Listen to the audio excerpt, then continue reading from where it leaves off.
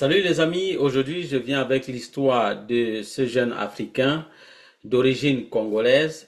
Il a immigré pour aller au Japon pour se chercher, comme c'est le cas de plusieurs Africains qui quittent leur pays d'origine pour aller en aventure, pour une meilleure vie.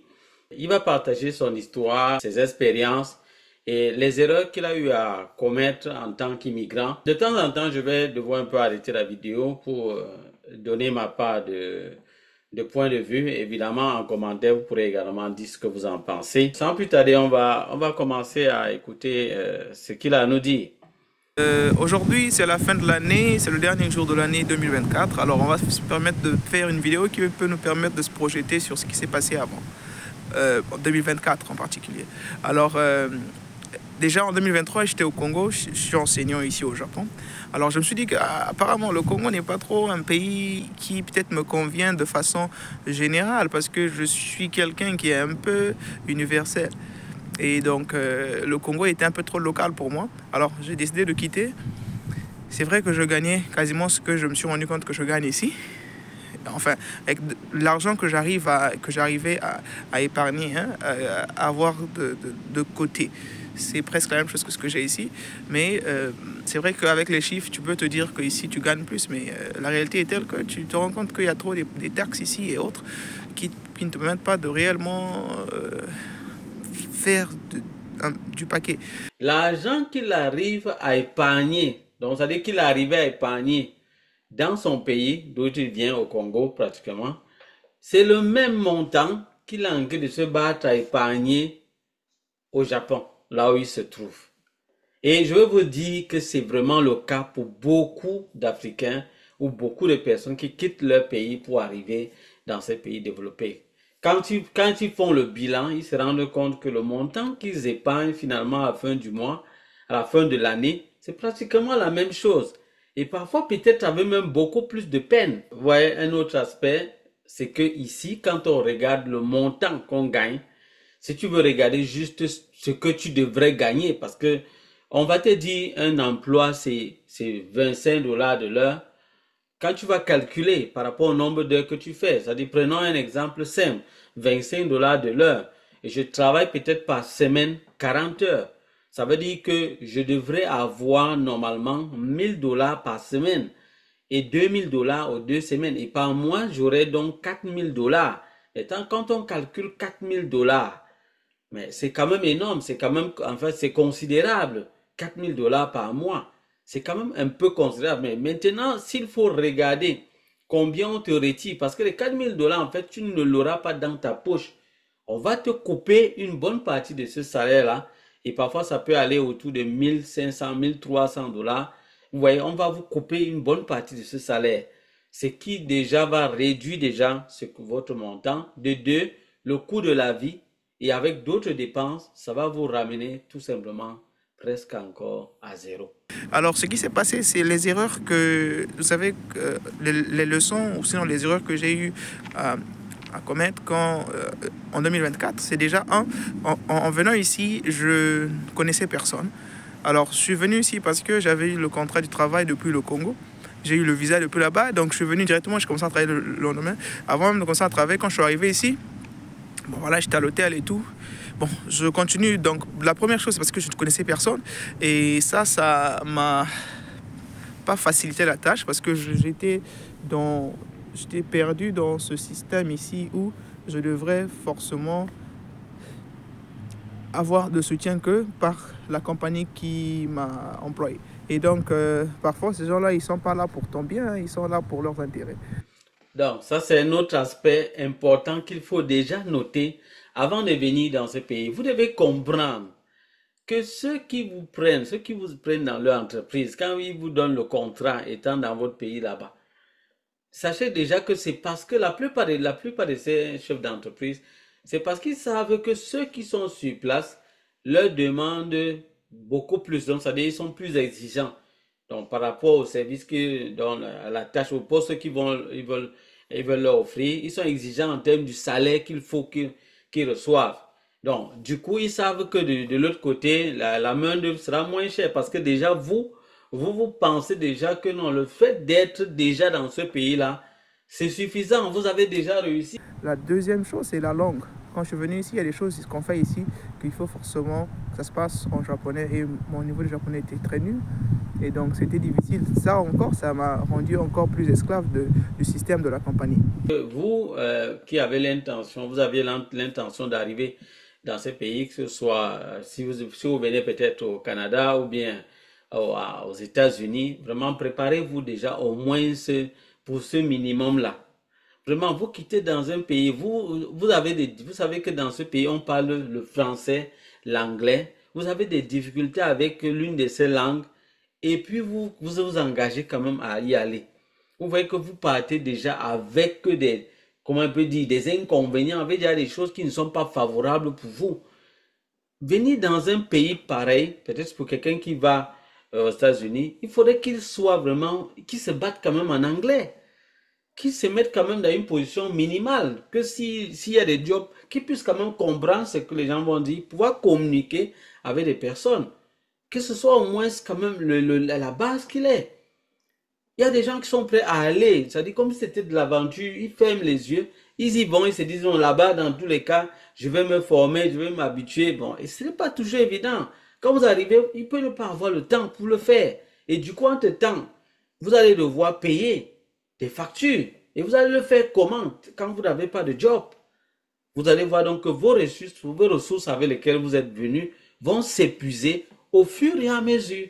Mon conseil, c'est préparez-vous bien sur le plan linguistique avant de décider d'immigrer pour aller dans ces pays. Alors, la troisième chose, c'est que le système ici est tel que c'est vraiment... c'est comme une prison. Quand je suis venu ici, j'étais à l'hôtel, j'étais venu peut-être 2 jours avant que la formation ne commence. Alors, déjà, je payais moi-même parce que la compagnie avait enregistré mon nom à partir du jour qu'ils vont commencer leur formation. Et donc, la vie ici à Tokyo est très chère, donc je payais seul. Et j'ai attendu, j'ai fait une semaine à l'hôtel, on a fini les formations et autres. Et là, donc, il fallait commencer officiellement le boulot. Et donc, il fallait trouver aussi un logement. Alors, comme je connaissais personne, j'ai dû rentrer dans leur système là, d'accepter leur offre, de me trouver un appartement. Alors, ils m'ont trouvé un appartement dans les compagnies qui s'appellent Léo Palace ici, qui en réalité est comme une collaboration de la compagnie, une autre partie de la compagnie. Alors, le problème avec cette compagnie-là, Léo Palace, là, c'est qu'on te demande le key money. Le key money, c'est comme de l'argent que tu leur donnes juste comme ça parce que pour les montrer peut-être que tu sais qu'ils vont occuper leur maison. Et donc, tu viens, tu dis, salut, bon, voilà, je vais louer votre maison, donc prenez cet argent-là pour un pot de vin. Et donc, c'était dans les 1 million quelque chose. Alors, il faut payer ça gratuitement. Ça ne contribue en rien avec les mois qui vont venir. Moi, je me disais même que ça devait même être l'argent de la caution ou bien quelque chose comme ça, mais non, rien. C'est juste l'argent pour le bonjour. Alors, quand je suis rentré dans le système, c'est tel que j'ai déjà payé ça, là, c'était un prêt que j'ai pris. Et le mois, j'étais en train de payer dans les 300 000 un appartement comme un studio où il n'y a presque rien du tout à l'intérieur. Et je payais quasiment 300 000 le mois. Et donc à la fin, tu te rends compte que tu es étouffé là. Je suis rentré dans ça pendant 3 mois. Je me rends compte que, bon, au début, je me suis dit peut-être que quand tu voyages et tu viens dans un nouveau pays pour s'établir et tout, peut-être que ça prend du temps, peut-être que c'est difficile. Mais après, je me rends compte que c'est le système qui est difficile. Et si je n'arrive pas à trouver les moyens pour m'en sortir, ça sera difficile jusqu'à la fin de ma vie. Donc, voyez à quel point ces gens sont terribles. En fait, quand vous arrivez, ils n'ont pas l'intention de vous aider à vous en sortir dans votre vie, vous permettre que vous puissiez vraiment accomplir vos rêves. Non, ils sont là pour vous exploiter au maximum possible. Ah oui, c'est ça la vérité. Que les gens veulent entendre ça ou ne veulent pas entendre, c'est ça la vérité. Ils veulent vous exploiter au maximum possible. Il veut vous dire que c'est ce qui s'est passé ici au Canada avant que le gouvernement ne mette la main sur la table. Les entreprises étaient déjà en train de faire un peu trop, d'exagérer en complicité avec plusieurs personnes. Mais vous voyez dans quelle situation ça a plongé les gens. Et je veux vous dire que dans plein de pays, développés, c'est le même système qui a lieu. Quand ils vous embauchent, c'est pas trop parce qu'ils veulent vous voir évoluer, ils veulent vous aider. Ils font tout pour pouvoir faire des économies et vous exploiter au maximum, s'enrichir en se servant de vous très facilement.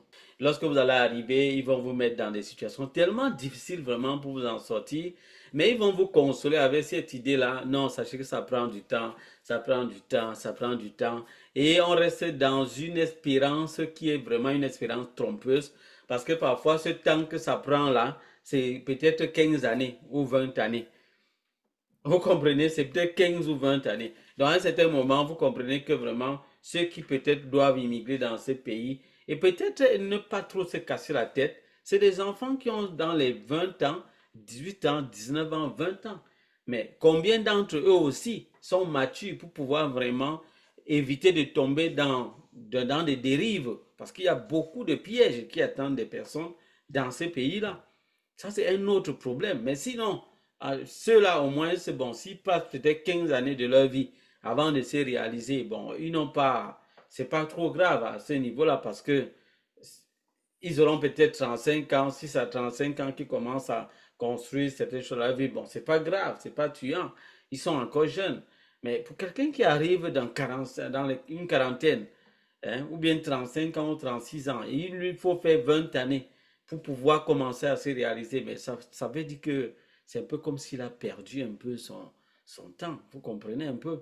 Donc, il faudrait vraiment d'autres raisons qui peuvent peut-être essayer de le consoler. Et c'est un peu ça l'idée que certains ont souvent en se disant, bon, moi, je viens pas peut-être pour moi, mais peut-être pour ma famille ou bien pour mes enfants. Donc, ça, c'est une autre idée que certains ont. Bon, on va continuer. Je me suis rendu compte que bon, l'idée peut-être c'est de trouver plus de travail pour que je puisse gagner un peu plus, vu que le système est fort. Alors, quand je suis arrivé, enfin, j'ai commencé à postuler pour plusieurs types de boulots. J'ai eu encore 2 boulots de suite, donc là, j'avais maintenant 3 boulots. Alors, avec les 3 boulots, peut-être j'arrivais peut-être à essayer d'avoir un petit plus comme argent de poche, mais ça n'arrivait toujours pas à assouvir mes besoins. Et je me suis rendu compte que non, non, non, non, non, non. Apparemment, je dois réduire aussi mes expenses, mes dépenses. Et donc, ce que j'ai eu à faire, c'est que j'ai déjà décidé de quitter la maison là. Mais quand je quitte encore la maison, c'est que le contrat, c'était mentionné dans le contrat, mais sauf que vous savez que quand vous êtes là, vous n'avez pas le choix, vous ne pouvez pas trop bien réfléchir. Donc j'ai lu ça dans le contrat, mais bon. Quand il faut quitter la maison, j'ai quitté à 5 mois. Pourquoi il faut quitter la maison? Parce que le contrat, pour moi, c'était pour 2 ans. Donc quand j'ai annulé le contrat, donc il fallait payer encore quelque chose de la moitié de ce que j'ai payé pour le Kimoni. Non seulement cela, il faut payer pour nettoyer la maison. C'est dans les, je crois, 100 000, 50, 100 000, dans les 100 000. Pour nettoyer la maison, vous voyez comment les fait pour nettoyer la maison. Donc, on voit la dernière facture à 6 mois. Ils ont tout enlevé. Ils ont enlevé près quelque chose de la moitié de ce que j'ai payé là, donc dans les 500 000 pour quitter la maison. Et jusque-là, tu te rends compte que c'est compliqué. C'est compliqué. Et malgré que tu essaies de beaucoup travailler dur et tout, bon, c'est toujours... Le système t'a vraiment dépouillé. Et donc, vraiment, c'est une année que tu te rends compte que c'était juste pour te battre, pour survivre. C'est une autre difficulté que plusieurs rencontrent dans ces pays développés. Vu que le coût de la vie est élevé, et nous ne cessons de le dire à plusieurs personnes, quand vous êtes encore à l'extérieur, vous avez l'impression que non, moi je vais aller, c'est parce que les gens ils ne sont pas intelligents. Les amis, ce que vous devez savoir, c'est que beaucoup de personnes pour réussir sont parfois obligées de faire 2, 3 à 4 boulots pour pouvoir avoir les revenus, pour pouvoir même payer ne serait-ce que les charges et peut-être rester avec des miettes. Et je voudrais vous dire que certaines autres personnes se disent non, je ne peux pas venir, moi je vais aller aux études et quand je vais aller aux études, je vais avoir l'argent, je serai tranquille. Mais il y a plusieurs personnes qui ont fini des études, se rendent compte que s'insérer dans le marché de l'emploi est difficile également. Parfois, ils sont obligés donc de continuer de faire des petits jobs avant plus tard de pouvoir trouver une issue parce que c'est pas toujours sûr. C'est pas toujours sûr. Donc, c'est un élément que vous devez comprendre avant d'arriver. Vous devez comprendre qu'est-ce qui vous attend ici sur place. Qu'est-ce qui vous attend? Les amis, plusieurs personnes se disent non, moi je suis là pour décourager. Je ne suis pas là pour vous décourager. Arrêtez de penser ainsi parce que vous allez vous mettre le doigt dans l'œil vous-même. En fermant vos yeux, vous allez tomber dans le trou. Donc pendant que je suis là pour vous crier, vous avertir, vous aider à mieux comprendre, vous ne comprenez pas. Vous êtes en train d'avancer. Ici, il y a des gens qui sont obligés de faire plusieurs boulots. Et le fait de faire plusieurs boulots, laissez-moi vous dire que parfois ça agit sur votre santé mentale, physique, et même parfois, si vous êtes accompagné de la famille, sur la famille également. Parce que vous n'avez pas peut-être du temps pour rester avec vos enfants, avec votre femme. Vous n'avez pas du temps. Vous êtes vraiment carrément concentré uniquement sur le job. Et au fil du temps, avec des années, ça peut avoir des répercussions énormes, que ce soit sur votre vie et celle de votre famille. Mais à la fin, finalement, l'objectif sera-t-il atteint? Il s'est rendu compte, étant là-bas sur place, que vraiment il est tombé dans un trou. Il est tombé dans un trou. Et maintenant, il a envie de quitter. Donc, il a envie de sortir de là rapidement pour pouvoir mieux s'en sortir. Mais en fait, il se rend compte qu'il ne peut plus le faire parce que dans le contrat, tout cela a été prévu. Donc, tout cela a été prévu. Les amis, vraiment, avant d'avancer, réfléchissez. Cette histoire de contrat de travail, heureusement qu'au fur et à mesure, c'est fermé, mais sachez que jusqu'à présent, il y a des gens qui continuent de signer ces contrats-là pour pouvoir immigrer. Sachez que c'est un gros piège dans lequel vous tombez. C'est un gros piège, vous ne le savez pas. Vous êtes encore dans l'idée des rêves et puis vous voulez juste arriver au Canada. Vous voulez arriver dans ces pays, soit au Japon, en Asie, en France, en Europe. En fait, dans tous ces pays développés, vous voulez y être. Pour vous, c'est l'essentiel. Mais sachez donc qu'il y a des pièges qui vous attendent. C'est une histoire de contrat. Les gens prennent, ils signent le contrat, ils signent même sans lire. Et c'est ce qui nous tue. Parce que lorsque vous êtes aveuglé déjà par quelque chose, vous ne comprenez même pas les dangers qui sont là, les pièges qu'il y a. On vous donne un document, vous signez juste, vous ne prenez pas la peine de lire. Parfois même, lorsque certains lisent, ils feuillettent tout simplement. Ils ne prennent pas la peine d'entrer en profondeur pour bien comprendre chaque thème, on appelle ça quoi, des articles. Ils ne prennent pas la peine de bien examiner ça pour bien comprendre ce que les enjeux, les conséquences que ça a. Et ils ne prennent pas la peine de regarder ça. Ils signent juste, ils signent. Mais quand ils évoluent maintenant avec le temps et lorsqu'ils veulent se plaindre, ils veulent sortir du système, on leur dit non, vous ne pouvez plus faire autrement. Vous aviez signé, pris l'engagement. Vous devez attendre. Parfois, c'est un contrat, vous devez attendre même 2 années avant de modifier. Pour d'autres personnes, ils sont obligés de travailler parfois comme ça pendant 3 années, 4 années. Ils ne peuvent pas ouvrir leur bouche. Et ils sont dans des conditions vraiment minables, en train de souffrir. Et ce qui me fait vraiment mal, c'est que parfois ce sont ces mêmes personnes qui sont en train de souffrir de cette manière, qui appellent leurs frères du côté de l'Afrique pour leur dire non, vraiment ça va bien, je suis à l'aise, ça va, ça marche bien. Et lorsqu'ils ont peut-être un petit congé qu'on leur accorde, ils descendent là-bas en Afrique pour tromper leurs frères. Leurs frères croient que non, ils sont vraiment arrivés, ils s'en sortent bien, la vie est belle là-bas, ils leur montrent les photos, ils les envoient des vidéos, ils leur montrent tant de choses pour leur faire croire quelque chose qui n'est pas réel. Mes chers frères, il est temps que des choses comme ça s'arrêtent. Il est temps que ça s'arrête. Arrêtons de faire des choses pareilles. Ça ne marche pas, ça ne va pas nous aider. Ça ne va pas nous aider. C'est une quantième victime. Il y en a encore d'autres qui vont tomber dans les mêmes pièges. Mais il faut que ça s'arrête. Il faut que ça s'arrête. Je continue la suite, c'est parce que quand je suis arrivé ici, je ne savais pas réellement les problèmes de taxes ici, là, que c'était vraiment à 100% comme ça. Et donc, ce qui s'est passé, c'est qu'avec le temps, je me suis rendu compte que le système était fait de sorte que tu ne puisses pas réellement t'en sortir. J'ai vu des gens ici, pendant 20 ans, les mêmes boulots, ils n'arrivent même pas à même faire un voyage chez eux. Ils n'arrivent pas à faire ce qu'il faut faire pour réellement s'épanouir, devenir riche, s'il faut dire comme ça. Et donc, ici, il n'y a pas le rêve. Une année pour survivre. Et c'est la situation dans laquelle plusieurs sont dans ces pays. Plusieurs sont dans ces pays. Vous allez passer le temps à tromper les gens, mais ça va pas du tout être utile. Ça va pas être utile. Moi, je me rappelle certains de mes cousins quand j'étais au pays, avec qui je causais, mais ils me faisaient toujours croire que non, ça va, c'est bon, ils sont vraiment ci, ils sont ça. Et quand ils arrivaient au pays, ils me donnaient toujours une image des choses vraiment d'une certaine manière, me faisant croire que non, ils sont au paradis là-bas, tout est bon, tout est rose. Vous savez, ces pays, l'une des choses avec lesquelles ils ont vraiment captivé les gens, c'est les buildings, la technologie. Tout ça, ce sont des choses qui étonnent, qui épatent et qui émerveillent. Tu arrives comme ça, il y a un endroit, tu n'as pas besoin d'ouvrir la porte s'ouvre, tu vois, il y a beaucoup de facilités qui sont faites pour rendre la vie encore plus simple et tout. Tout ça, ce sont des systèmes pour tenir les gens captifs, pour attirer des gens, pour attirer des personnes, pour séduire des personnes. Et lorsque vous arrivez, vous travaillez juste pour ceux qui détiennent les richesses du pays, de ce pays-là. Vous travaillez pour eux. Tout ce que vous faites, ils ont déjà tout arrangé de telle manière que vous ne puissiez pas vous en sortir.